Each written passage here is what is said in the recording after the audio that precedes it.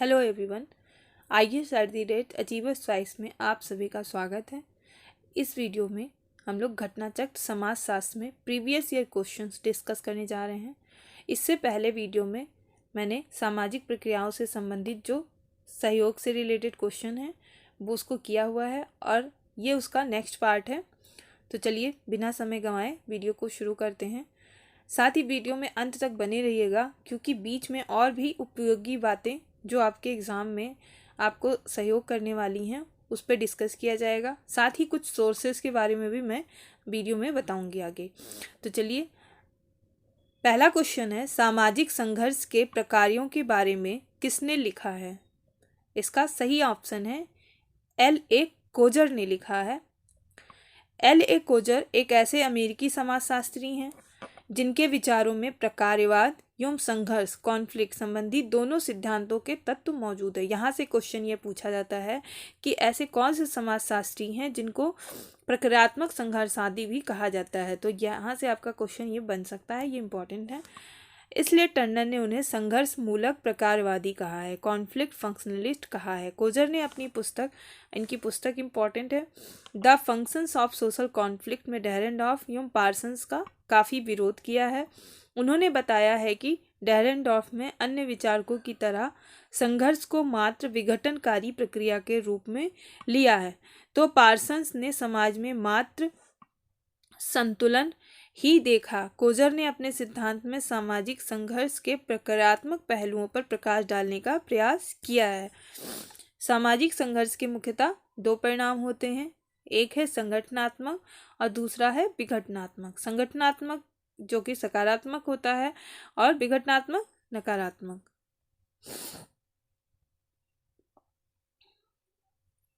Next question, संघर्ष का प्रक्रियात्मक सिद्धांत प्रतिपादित किया गया था, किसके द्वारा किया गया था? तो अभी हम लोगों ने देखा संघर्ष का प्रक्रियात्मक सिद्धांत जो किया है वो कोजर ने किया है।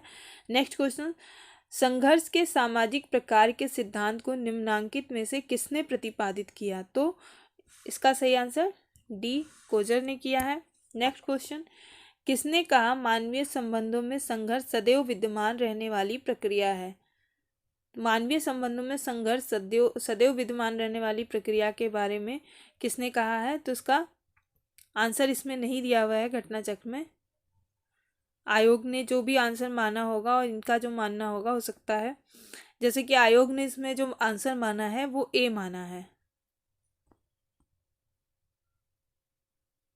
क्योंकि ऐसे कथन जो हैं भी तो वो ज़्यादातर मैकाइबर और पेज द्वारा कहे गए हैं। तो सही है इसका, भले घटनाचक्र वालों ने इसके लिए आंसर एक्सप्लेनेशन में कंफर्म आंसर नहीं दिया है, लेकिन चूंकि आयोग का आंसर ही सब मान्य होता है तो आयोग ने ए आंसर माना हुआ है। नेक्स्ट क्वेश्चन, मानव का हित ही मानव समाज में होने वाले संघर्ष का कारण बन जाता है, यह कथन किसका है? तो ये रॉसनहॉफर का है। इन्होंने सामाजिक गत्यात्मकता सोशल डायनामिक्स की व्याख्या संघर्ष सिद्धांतों के आधार पर की।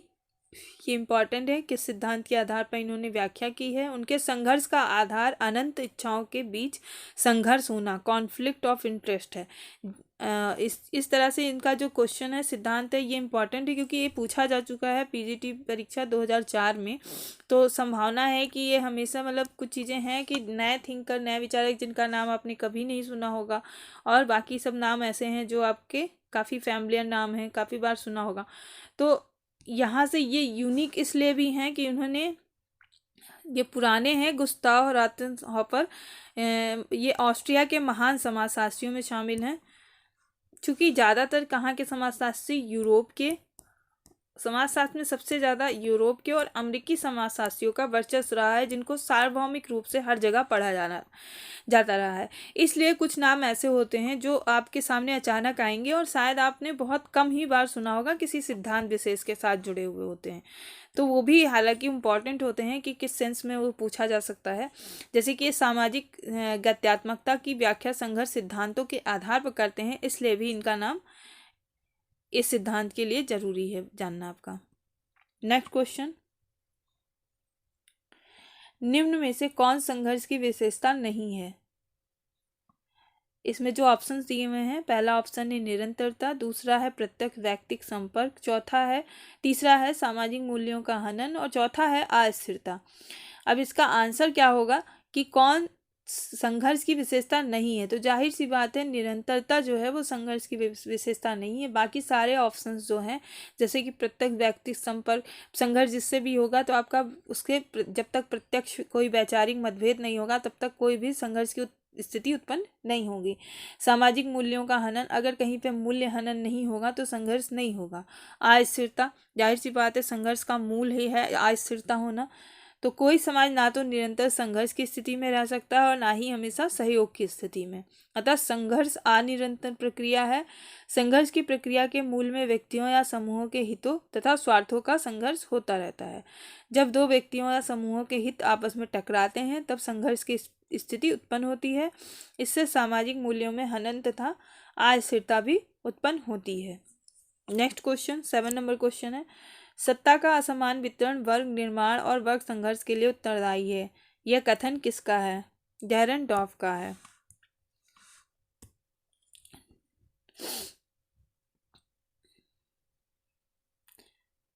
डेरेनडॉर्फ के अनुसार सत्ता के असमान वितरण के परिणाम स्वरूप विरोधी हित समूहों का निर्माण होना एक स्वाभाविक घटना है। कहा जाता है कि संघर्ष को ना तो निरंकुश राजा और ना ही दार्शनिक राजा सदा के लिए समाप्त कर सकते हैं।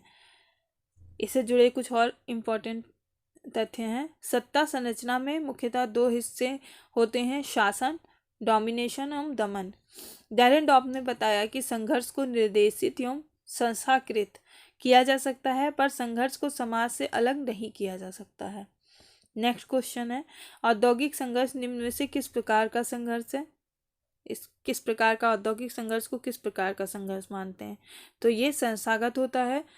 डेरेनडॉर्फ ने पश्चिमी समाज में औद्योगिक संघर्ष को संस्थागत अलगाव के रूप में देखा है जो इसकी तीव्रता और हिंसा में कमी करने में भूमिका निभाता है। अतः औद्योगिक संघर्ष एक संस्थागत संघर्ष है। नेक्स्ट क्वेश्चन, डेरेनडॉर्फ के अनुसार आधुनिक औद्योगिक समाजों में संघर्ष का मुख्य स्रोत क्या है? तो सत्ता संबंध है। जर्मन समाजशास्त्री रॉल्फ डेरेनडॉर्फ ने अपनी पुस्तक, इनकी पुस्तक इंपॉर्टेंट है, ये बुक बहुत इंपॉर्टेंट है, class conflict in industrial society में संघर्ष सिद्धांत का समर्थन दिया है। उन्होंने अपने संघर्ष सिद्धांत को यूरोप और अमेरिका के औद्योगिक समाजों के संदर्भ में प्रस्तुत किया। उनके अनुसार सत्ता का असमान वितरण ही संघर्ष की प्रक्रिया का मौलिक स्रोत है। वर्ग संघर्ष में होने वाले परिवर्तन भी मूलतः सत्ता व्यवस्था में होने वाले परिवर्तन ही हैं। सत्ता की संरचना में परिवर्तन उन लोगों को हटाने से होता है जो शासन की स्थिति में हैं या शासन के केंद्र में। ये इंपॉर्टेंट है। इसमें से कई क्वेश्चन जो हैं वो डेरेनडॉर्फ से संबंधित हैं और हो सकता है कि केंद्रित करके डेरेनडॉर्फ पे ये सारी चीज़ें उनसे संबंधित की जुड़े हुए तथ्यों पर विचार कीजिए। इस तरह से भी क्वेश्चन को पूछा जा सकता है, तो इनसे जुड़े हुए तथ्य आपको याद होने चाहिए। नेक्स्ट क्वेश्चन, समाज में संघर्ष के सकारात्मक प्रकारों पर निम्नलिखित में से किसने बल दिया है? तो जॉर्ज सिमेल ने बल दिया है। जर्मन समाजशास्त्री जॉर्ज सिमेल एवं अमेरिकन समाजशास्त्री एल कोजर ने संघर्ष को सकारात्मक प्रकार माना है क्योंकि बहुलवादी समाजों में संघर्ष लोगों को जोड़ने का काम करता है। नेक्स्ट क्वेश्चन है, निम्नांकित में से किसने प्रत्यक्ष संघर्ष और अप्रत्यक्ष संघर्ष की धारणाएं प्रस्तुत की? तो इसका सही आंसर है मैकाइबर एवं पेज ने प्रत्यक्ष संघर्ष और अप्रत्यक्ष संघर्ष की धारणाएं प्रस्तुत की हैं। नेक्स्ट क्वेश्चन है, गिडिन्स के अनुसार निम्नलिखित में से किसकी वजह से वर्ग संघर्ष का खतरा उत्पन्न होता है? तो इसमें जो ऑप्शंस दिए हुए हैं, पहला है असंगति, दूसरा है प्रतियोगिता, तीसरा है सौजन्य, चौथा है पार्थक्य। तो इसका आंसर है पार्थक्य। गिडिन्स के अनुसार वर्ग संघर्ष का खतरा जो है वो डिविजन्स की वजह से उत्पन्न होता है। उनके अनुसार समाज स्वयं में एक संघ अथवा संगठन है अथवा औपचारिक संबंधों का ऐसा योग है जिसमें सहयोग देने वाले पारस्परिक संबंधों द्वारा जुड़े रहते हैं। नेक्स्ट क्वेश्चन, आंतरिक तथा बाह्य संघर्ष के प्रत्यक्ष को निम्नलिखित में से किसने प्रतिपादित किया है? तो इसका सही आंसर है कोजर। लेविस कोजर ने संघर्ष को बाह्य एवं आंतरिक, एक्सटर्नल एंड इंटरनल के रूप में वर्गीकृत किया है। बाह्य संघर्ष एक समूह पर किसी बाहरी समूह द्वारा थोपा जाता है, जैसे पाकिस्तान द्वारा भारत पर थोपा गया कारगिल युद्ध। आंतरिक संघर्ष एक समूह द्वारा अपने सदस्यों को नियंत्रित करने के लिए उन पर कुछ प्रतिबंध लगाए जाते हैं। जैसे जाति के नियमों का उल्लंघन करने पर जाति बहिष्कृत करना। निम्नलिखित में से किसने यह कहा है कि बेहतर समूह एकता संघर्षों के माध्यम से गलतफहमी दूर होने से होती है? तो इसका सही आंसर है सिमल। नेक्स्ट क्वेश्चन है, जब संघर्ष की भावनाएं यथेष्ट अभिव्यक्ति नहीं पाती तो ऐसे संघर्ष कहते हैं? किस तरह का होता है ये संघर्ष? अव्यक्त संघर्ष। कि जब संघर्ष की भावनाएं पूरी तरह से अभिव्यक्ति नहीं पाती हैं तो इस ऐसे संघर्ष में क्या होता है, ये एक प्रकार का अव्यक्त, जिसको व्यक्त नहीं किया गया वैसा संघर्ष होता है, पर अंतर्निहित रहता है, कभी भी उभार ले सकता है। नेक्स्ट टॉपिक है प्रतियोगिता। इससे जो पूछे गए क्वेश्चन है पीजीटी में और जेआईसी लेक्चरर के एग्जाम में, उसको देख लेते हैं। प्रतिस्पर्धा किस प्रकार की सामाजिक प्रक्रिया है? तो यह एक आंशिक रूप से पृथक्करण करने वाली प्रक्रिया है। नेक्स्ट क्वेश्चन, जब प्रतिस्पर्धा अपने नियमों का अनुपालन नहीं करती है तब रूपांतरित हो जाती है किसमें? संघर्ष में। नेक्स्ट क्वेश्चन, अपने चरम रूप में परिणत होने पर प्रतिस्पर्धा का क्या परिणाम हो सकता है? जाहिर सी बात है, जब चरम रूप में प्रतिस्पर्धा होगी तो संघर्ष ही उत्पन्न होगा। प्रतिस्पर्धा को शांतिपूर्ण संघर्ष के रूप में किसने वर्णित किया? ये बहुत ही महत्वपूर्ण प्रश्न है। यहाँ से क्वेश्चन बहुत बार पूछे गए हैं, कई एग्जाम्स में पूछे गए हैं। इसमें पीजीटी को ही कवर किया गया है ज़्यादातर, लेकिन ये कई एग्जाम्स में पूछे जाने वाला प्रश्न है। ये वेबर का कथन है। मैक्स वेबर ने प्रतिस्पर्धा को शांतिपूर्ण संघर्ष कहा है, जिसमें शांतिपूर्ण प्रयत्नों द्वारा ऐसे अवसरों तथा लाभों पर नियंत्रण प्राप्त किया जा सकता है जो दूसरों के द्वारा भी वांछित है। उत्तर प्रदेश माध्यमिक शिक्षा सेवा चयन बोर्ड ने अपनी प्रारंभिक उत्तर कुंजी में इस प्रश्न का उत्तर पहले ए माना था, फिर बाद में संशोधित किया, तब सी माना। इनमें से कौन एक प्रतियोगिता है? ईरान इराक युद्ध, एक सौंदर्य प्रतियोगिता, मेरठ में हुआ सांप्रदायिक संघर्ष, मोहन बागान एवं मोहम्मद स्पोर्टिंग क्लब के बीच फुटबॉल मैच। तो इसका सही आंसर डी है कि प्रतियोगिता पे क्वेश्चन है तो जाहिर सी बात है, दो क्लबों के बीच में स्पोर्टिंग मैच हुआ तो वो प्रतियोगिता में आएगा, बाकी सब चीज़ें अलग हैं। प्रतियोगिता का स्वरूप व्यक्तिक होता है, सामूहिक, संगठनात्मक एवं सामाजिक कुछ भी हो सकता है। यदि किसी एक पद के लिए 2-3 प्रत्याशी कोशिश करते हैं तो उसे व्यक्तिक प्रतियोगिता कहा जाता है। यदि 2 क्रिकेट टीम के बीच प्रतियोगिता हो तो उसे सामूहिक प्रतियोगिता कहा जाएगा। उसी प्रकार यदि 2 कंपनी के बीच अपना उत्पाद बेचने के लिए प्रयास हो तो उसे संगठनात्मक प्रतियोगिता कहा जाएगा। और यदि 2 समुदायों के बीच कुछ प्राप्त करने के लिए संघर्ष हो, स्पर्धा हो, तो उसे हम सामाजिक प्रतियोगिता कहेंगे। नेक्स्ट क्वेश्चन, कुछ और इस पे महत्वपूर्ण प्रश्न है, देख लेते हैं। व्याख्या इसमें है, इसमें से भी प्रश्न आ सकते हैं। जैसे कि मैक्स वेबर ने प्रतियोगिता को विश्वव्यापी प्रक्रिया माना है तथा उसे 2 भागों में बांटा भी है। पहला है नियंत्रित प्रतियोगिता और दूसरा है अनियंत्रित प्रतियोगिता। अब ये पूछा जा सकता है कि नियंत्रित प्रतियोगिता और अनियंत्रित प्रतियोगिता को किसने डिफाइन किया है? तो मैक्स वेबर ने किया है और इसको विश्वव्यापी बताया है। गिलिन एवं गिलिन ने प्रतियोगिता को 2 भागों में बांटा, इन्होंने भी 2 भागों में बांटा है। क्या बताया है? Personal competition and impersonal competition, यानी पर्सनल और इम्पर्सनल के आधार पर पूछे अगर प्रतियोगिता के लिए किसने कहा है तो गिलिन ने कहा है कि इन्होंने बताया कि प्रतियोगिता इस बात पर निर्भर करती है कि उस समाज की मूल्य व्यवस्था यानी सिस्टम ऑफ वैल्यूज में एवं समूह संरचना, ग्रुप स्ट्रक्चर कैसा है। कूले ने लिखा है कि प्रतियोगिता व्यक्तित्व पर सकारात्मक रूप से गहरा प्रभाव डालती है या हमारे दृष्टिकोण को व्यापकता प्रदान करती है। प्रतियोगिता के माध्यम से हमारा व्यक्तित्व रचनात्मक रूप से प्रभावित होता है। नेक्स्ट क्वेश्चन है, प्रतियोगिता सदैव नैतिक नियमों में बंधी रहती है जबकि संघर्ष में ऐसी कोई विशेषता नहीं होती है। यह परिभाषा किस समाजशास्त्री ने दी है? कोजर ने। प्रतियोगिता सदैव नैतिक नियमों से बंधी रहती है जबकि संघर्ष में ऐसी कोई विशेषता नहीं होती। यह परिभाषा समाजशास्त्री कोजर ने दी है। नेक्स्ट क्वेश्चन, प्रतिस्पर्धा और संघर्ष में अंतर। प्रतिस्पर्धा कम मात्रा में पृथक्करण करती है जबकि संघर्ष अधिक मात्रा में। प्रतिस्पर्धा व्यक्ति व समाज दोनों को लाभ पहुंचाती है जबकि संघर्ष दोनों को हानि। प्रतिस्पर्धा सामाजिक प्रगति में सहायता करती है जबकि संघर्ष इसमें बाधा पहुंचाती है। और इस तरह से सभी सही है। जब किसी एक वस्तु और उद्देश्य को प्राप्त करने की उत्कृष्ट इच्छा हो, 2 पक्षों में जब होती है तो उनमें उन्हें प्राप्त करने की जो होड़ होती है, यही होड़ क्या कहलाती है? प्रतिस्पर्धा कहलाती है। प्रतिस्पर्धा कम मात्रा में पृथक्करण करती है तथा व्यक्ति एवं समाज दोनों को लाभ पहुंचाती है, जो सामाजिक प्रगति में सहायक होती है।